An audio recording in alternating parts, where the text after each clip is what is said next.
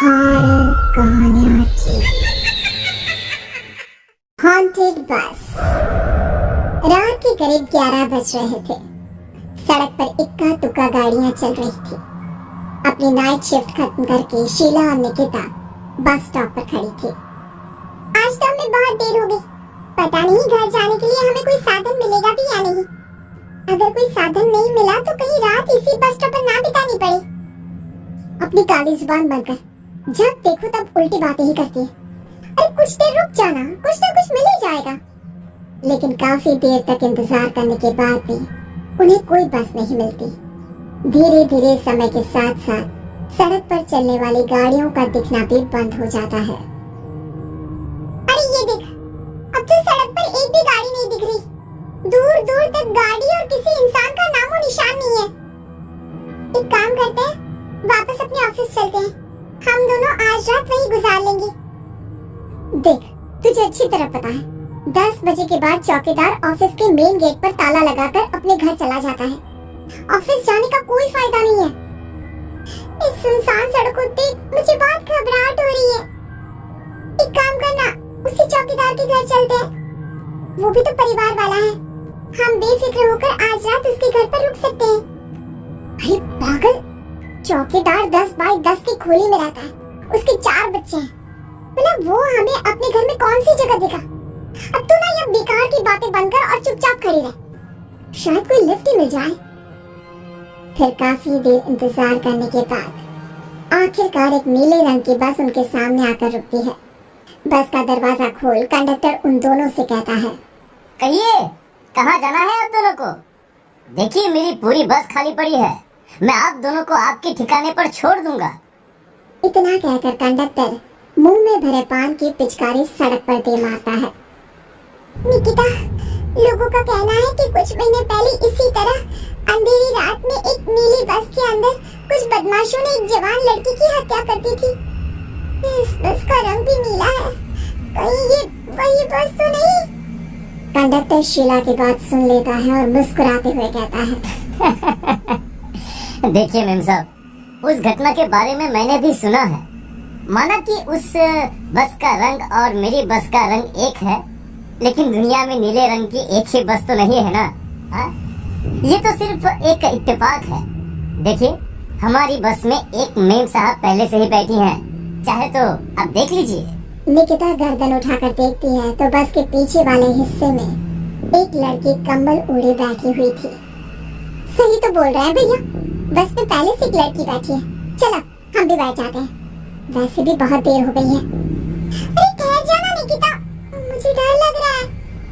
अरे तुझे इतना ही डर लग रहा है तो तू यहीं खड़ी रह, मैं तो चली। अरे तुम मुझे छोड़कर कहाँ जा रही है? मैं भी चलती हूँ। दोनों बस में जाकर बैठ जाती हैं। देखते ही देखते ड्राइवर बस को तेज रफ्तार में चलाना शुरू कर देता है। तभी शीला की नजर पीछे वाली सीट पर अकेली बैठी लड़की पर पड़ती है। उस लड़की की लाल आंखें और उसका आधा जला हुआ चेहरा देखकर शीला घबरा जाती है।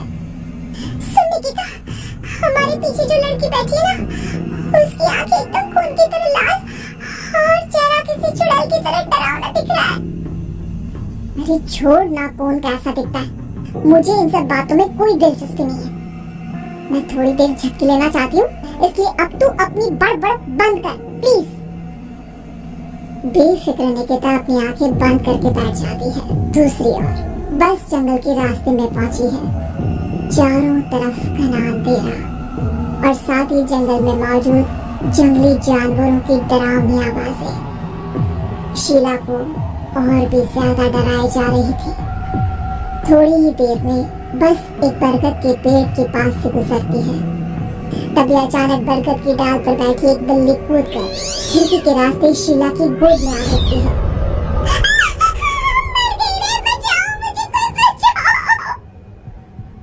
शीला के चिल्लाने की वजह से निकिता की आंख खुल जाती है और वो भी घबराकर इधर उधर देखने लगती है। तभी पीछे वाली सीट पर बैठी लड़की उठकर शीला के पास आती है और बिना कुछ कहे उस बिल्ली को शीला की गोद से उठा उसे सहलाते हुए अपनी गोद में लेकर वापस अपनी सीट पर जाकर बैठ जाती है। अरे शीला, तो बहुत ही डरपोक है। जरा सी बात पर उछल पड़ती है। मैं कल से अकेले ही सफर करूंगी। अरे मैं क्या करूं? वो बिल्ली अचानक मेरी गोद में आ गिरी। अपनी बकवास बंद कर और मुझे चैन से सोने दे। इस तरह शीला को डांटकर निकिता फिर सो जाती है। पर तभी अचानक एक झटके से ब्रेक लगाकर ड्राइवर बस को रोकता है। शीला खिड़की से बाहर झांक कर देखती है तो उसे सड़क के किनारे एक काला आदमी खड़ा दिखाई देता है। उसकी बड़ी बड़ी दाढ़ी और अजीब से कपड़े देखकर शीला को घबराहट होने लगी। क्या हुआ ड्राइवर भैया? आपने बस क्यों रोक दी? अरे वो देखो वहाँ, वो सड़क के किनारे एक आदमी खड़ा है, उसी के लिए मैंने बस रुकवाई है। शीला निकिता को धक्का देकर नींद से जगाती है। अरे अब क्या हुआ? वो देख, सड़क किनारे कितना डरावना आदमी है। उसका अजीबोगरीब हुलिया देखकर लगता है जैसे कोई शैतान खड़ा हो। अब शीला की तरह निकिता भी उस आदमी को देखकर थोड़ा डरने लगती है। कंडक्टर, क्या तुम उस आदमी को बस में चढ़ाने वाले हो? उसे देखकर हमें डर लग रहा है। उसे बस में मत चढ़ाओ।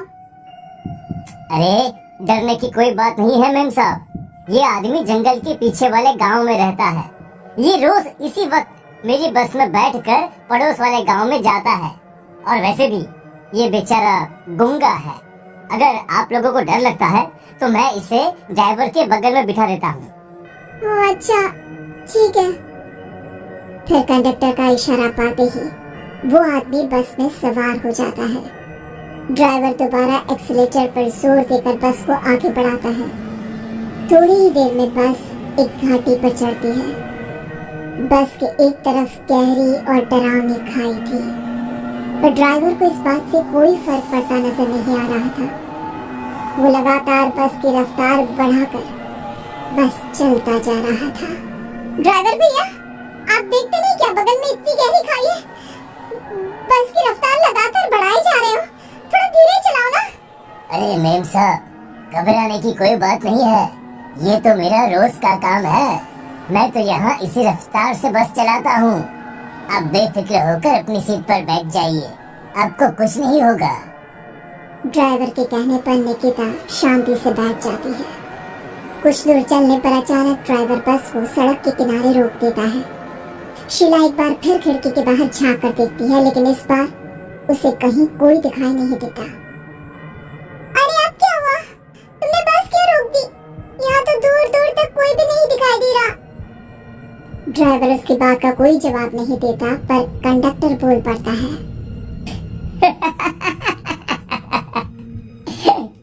ये हमारी फेवरेट जगह है। हम अपने सारे अच्छे काम यहीं पर करते हैं। अब हमारा प्रोग्राम खत्म होने के बाद ही बस यहाँ से आगे बढ़ेगी। इतना कहते ही कंडक्टर सीट के नीचे रखी एक शराब की बोतल निकालता है। अरे ये सब क्या है? तुम्हारे बस में सवारी बैठी है, उन्हें घर पहुंचाने की जगह तुम यहाँ सड़क के बीच में बस रोककर शराब पियोगे? बस में लड़कियों के बैठे हुए भी तुम्हें ये सब करते हुए शर्म नहीं आती? कंडक्टर कोई जवाब नहीं देता और मुस्कुराते हुए शराब पीने लगता है। तभी ड्राइवर और दूसरा आदमी भी कंडक्टर के साथ मिलकर शराब पीने लगते हैं। निकिता, मुझे इन तीनों की इरादे कुछ ठीक नहीं लगती। हमने इस बस में बैठकर बहुत बड़ी भूल कर दी। तू घबरा मत, मैं हमेशा अपने पर्स में छोटा सा चाकू रखती हूँ। इसके रहते ये तीनों हमारा कुछ नहीं बिगाड़ पाएंगे। देखो गज्जू भैया, हमारी बस में इस समय 3 जवान लड़कियां बैठी हैं। कहो सबसे पहले किसका शिकार किया जाए? मैं तो कहता हूँ कि सबसे पहले वो जो पीछे अकेले जो बैठे हैं ना, उसे पकड़ कर लाओ। उसके बाद इन दोनों का प्रोग्राम फिट करेंगे। ठीक है, जैसी तुम्हारी मर्जी। अब वो आदमी पीछे वाली सीट पर बैठी लड़की के पास पहुंचकर उसका हाथ पकड़ लेता है, लेकिन तभी अचानक उस लड़की की आंखें जरूरत से ज्यादा बड़ी और लाल होने लगती है। उसका चेहरा गुस्से से लाल और उसके मुंह से नुकीले दांत दिखने लगते हैं। अरे ये क्या? ये लड़की अचानक इतनी खतरनाक कैसे बन रही है? इतने में वो लड़की उस आदमी को उठाकर वहीं सीट पर पटक देती है। मुझे हाथ लगाएगा, तेरी मत। जोर से चीखते हुए वो लड़की उस आदमी पर हमला कर देती है और पल भर में ही उस आदमी का काम तमाम हो जाता है। ये देख ड्राइवर और कंडक्टर के होश उड़ जाते हैं। इतने में ड्राइवर अपनी जान बचाने के लिए तुरंत बस से बाहर कूद जाता है, पर तभी बस के पीछे की तरफ से तेजी से आ रहा एक ट्रक उसे कुचल कर चला जाता है। एक ही पल में अपने दोनों साथियों की मौत देख अब कंडक्टर के हाथ पैर कांपने लगते हैं। ये सब देखने के बाद शीला के बेहोश हो जाते हैं। वो चुपचाप अपनी सीट पर ही छुप कर बैठी रहती है। अरे अरे कौन हो तुम और तुम इतनी भयानक कैसे बन गई? अब वो लड़की गुस्से में गुर्राते हुए कंडक्टर का गला पकड़ लेती है। इतनी जल्दी मुझे भूल गए? कुछ महीनों पहले तुम तीनों ने बड़ी बेरहमी से मेरी हत्या की थी और फिर शहर छोड़कर भाग गए। कई दिनों से मैं तुम तीनों के इंतजार में भटक रही थी। आज जाकर मेरा बदला पूरा होगा। अब तू भी अपने साथियों की तरह जहन्नम पहुंच जाएगा। अब वो लड़की कंडक्टर को उठाकर बस के पास मौजूद खाई में फेंक देती है। कंडक्टर एक बड़े पत्थर से जा टकराता है और उसकी भी मृत्यु हो जाती है। दूसरी तरफ ये सारा नजारा देख शीला और निकिता बेहोश हो जाती है। अगली सुबह जब उन दोनों को होश आता है तो वो अपने आप को एक सरकारी अस्पताल में पाती है।